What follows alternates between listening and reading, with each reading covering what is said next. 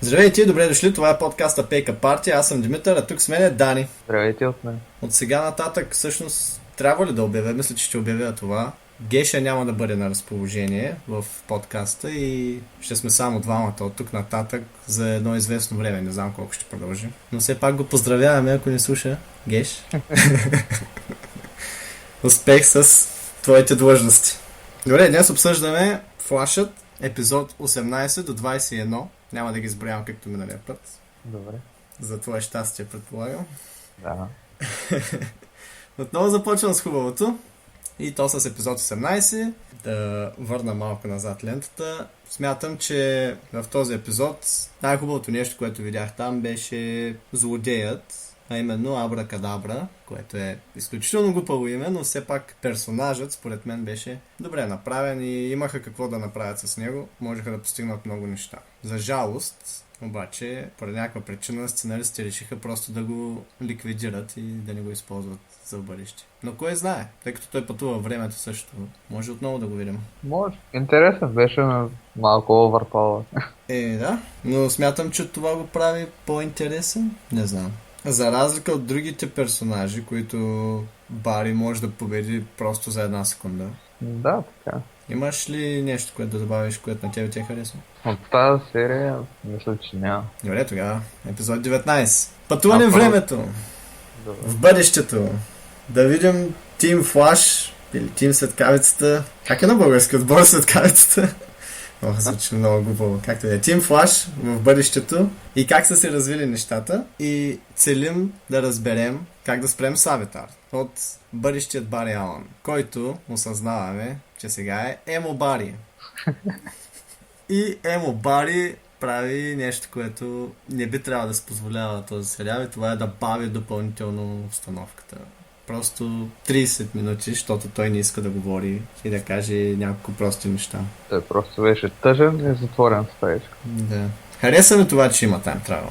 Можеха отново да постигнат много. Можеха да направят много повече неща. Хареса ми това с Сиско, където ръцете му бяха роботизирани. И горе-долу това. Имаха опции, да. Хубавото за серията. Лошото е, че имаше Лошото Емо после. Бари. Да, но имаше Емо Бари. Горе-долу това е. Накрат. Виж, не знам колко е лошо, защото също така на мен беше доста забавно и се посмях хубаво. Аз като... Тогава, как ти казах, се разплаках. Нормално. В епизод 20 малко имах чувството, че се изчупиха сериала. Имахме разкриването на Савитар. Да. Но в крайна сметка, за наше щастие, сценаристите успяха да го извъртят по такъв начин, че не го щупиха и това го разбираме в 21 епизод, където обясняват, че Савитар е Time Remnant на Бари, нали така? Така, да. Тая време от бъдещето. Да, който той сам запазва, за да може да стане Савитар. Което ако някой го разгледа, ще така по-обстойно ще разбере, че отново е парадокс. Кой парадокс е това? Bootstrap? Bootstrap парадокс, да. Какви точно са проблеми с това? Проблемът е, че е измислен. Че няма начало, Няма начало. а е безкрайен кръг. Да. Това е Bootstrap-а. Други парадокси, които... Те не са ли винаги това парадоксите в Flash? Винаги ли е Bootstrap-а? Да. Други парадокси са The Grandfather парадокс с времето, където човек се връща, прави нещо в миналото, което го кара да не може да се върне в миналото, което означава, че не се е върнал да го направи, което означава, че може да се върне и така нататък. И като цяло, мисля, че това са двата основни, които използват в филми и сериали, с които аз не съм съгласен. Аз винаги съм мразил парадокси в сериали. Не знам защо продължават да ги правят. И аз. В Флаша, особено в началото, имаха шанс, тъй като имаха два начина за пътуване във времето, можеха да избегнат парадоксите, а те продължават да ги вкарват и това е изключително досадно. Така е по-лесно. Просто да има парадокс. Да. И да се блъскаш в Няма главата. нужда да обясняват повече. Дано наскоро гледах обяснение, където просто видео. И там казваха, че във всеки един фантастичен или измислен свят, няма значение. Най-доброто нещо, което можеш да направиш като автор или създател на този свят е той да бъде издържан със себе си, т.е. с законите, които той има, света да ги спазва, а не да ги нарушаваш, ако разбереш какво искам да кажа. Да, и аз. Имаш дадена физика в твоя разказ или в сюжета и така нататък, трябва да я спазваш. Не можеш да кажеш точно сега ще я нарушим. Няма логика. Тогава примерът беше с Game of Thrones и се говореше, гледах клип за това дали драконите реално могат да летят и каква точно е физиката в Game of Thrones. И спойлър, драконите реално не биха могли да летят поради голямата си маса. Но както и да е, въпросът е, че в Флаша имаш няколко начина за пътуване във времето и въпреки това те успяват да си затворят пътя за това да... успяват да се щупят сюжета по един или друг начин, което не е хубаво. Не се прави така. Това е грешно. Да, и на мен не ми хареса, че го обясниха с парадокс, ама всички други начини Но поне не си... няма как да се случи. Да, поне не си го щупиха брутално, като кажат, че това наистина е той, а не е някой друг. Да, тогава става по-голям парадокс. Да, по един друг измислен начин, един вид казаха, че Савитар не е точно Бари. Така че до някъде е окей, но пак не е. Хем е Бари, хем не е. Малко е. Да. 50 на 50. Точно така. Работа сериал. Така и така говорим вече за лошите неща. Да те върна на 18-ти епизод. Добре. Където Бари все пак успя да хване господин Абракадабра.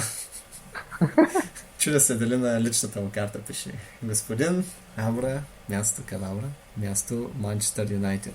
Чудя се защо след като го хванаха и се мъчиха да изкопчат някаква информация от него и така мило му се молеха. Защо просто не извика Оливър или просто да го забере, той може да го донесе доста бързо и да си го върне обратно в Старлингс, ако се наложи.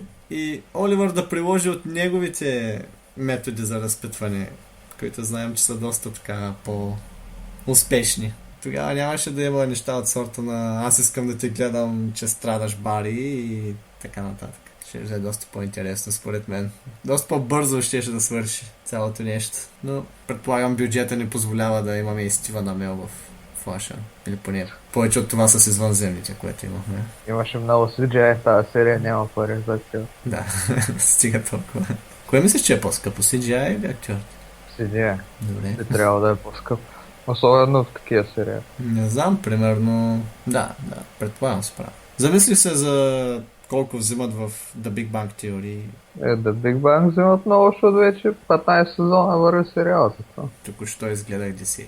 Но има договор за още 2 сезона и не знам защо и него не го спират. Как ти е да е? Но виж това, точно The Big Bang Theory ме навежда на друга мисъл. Нещо лошо, което видях в 21 епизод.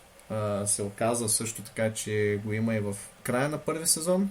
Но в The Big Bang Theory знам, че продуцентите са си наели физици и хора, които разбират наистина от научните неща, които говорят в сериала. Това е много хубаво. Актьорите, да. За да не звучат напълно неестествено и така всички да се ядосат за това, което гледат, защото са пълни глупости. Те са решили да инвестират малко пари, да се направят малко проучвания с какво се занимават всъщност, защото очевидно не знаят всичките физични термини, които се използват от актьорите. Добре, супер. Моят въпрос е защо не направят същото в Флаша, тъй като в 21 епизод, малко ще прескоча напред, но в 21 епизод Бари и неговият екип разработват, как го наричаха? Speed Force Bazooka? Точно така.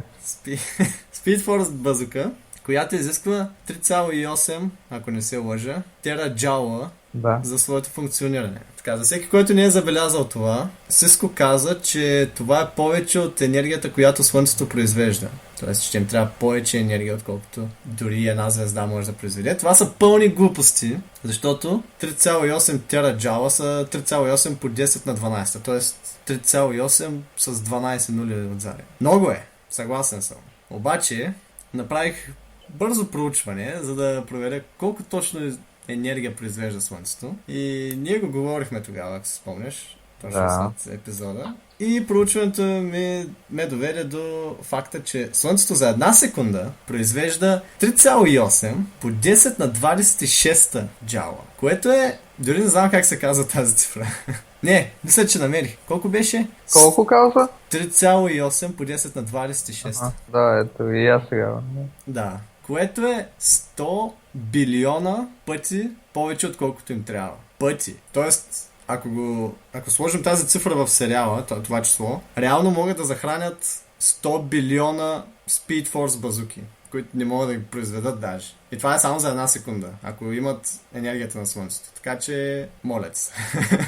И друго, което аз си позволих да се пробвам да пресметна е, могат ли всъщност, ако целият Team Flash започнат да тичат, могат ли да възпроизведат тази енергия, която им трябва да захранят една Speed Force базука. И се оказа, че за 10 дена или там колко ще им трябват, за двете седмици, които им трябват до битката с Аватар, най-вероятно няма да могат, но ако примерно накарат целият град да тича с нормална скорост и някак си, да речем, събират енергията, ще могат да произведат тази енергия, която им трябва. И друг интересен факт е, че Елън Мъск произвежда същото количество енергия за една-две седмици в неговите фабрики. Тоест, това е реално. Случва се постоянно. Така че Speed Force базуките абсолютно могат да функционират в нашия свят. Не знам за света на Флаша. Друг подобен проблем, който сме имали в края на първи сезон, и аз дори не съм го забелязал, е когато се появи черната дупка. Спомняш ли си този момент? Спомням се, да. Спомням си как беше решен проблемът. По най-глупавия възможен начин. Но, след като ти кажа какво е означавало, т.е. колко е била мощността на тази черна дупка, защото професор Стайн, така ли се казваше персонажа, професор Стайн, обяснява на Бари, че дупката възпроизвежда 6,7 тераелектрон волта. Така, не знам какво имат писателите, някаква любов към терата, като... Сигурно. Да. Явно звучи готино.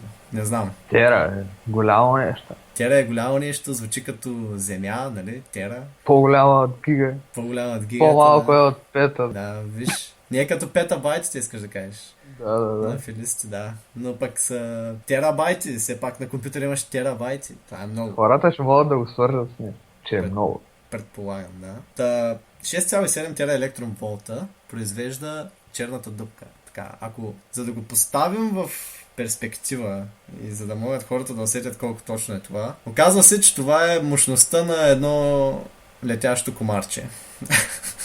Не бяха ли 7 комарче? Да, извинявам, точно така. 7 летящи комарчета. Значи, представи си как ти си спиш нощем и 7 комара те нападат. Това е еквивалента на черната дупка на Флаша. Значи, става въпрос за нещо... Да, грандиозно. И мисля, че примерно ако се запалиш колата, автоматично можеш да погасиш черната дупка, която имахме в сериала и така нататък. Неща от сорта на ходене до магазина са енергии, за които Флаша трябва да тича и да се... Не знам, края на света, разбираш? Енергии, с които могат да затрят света.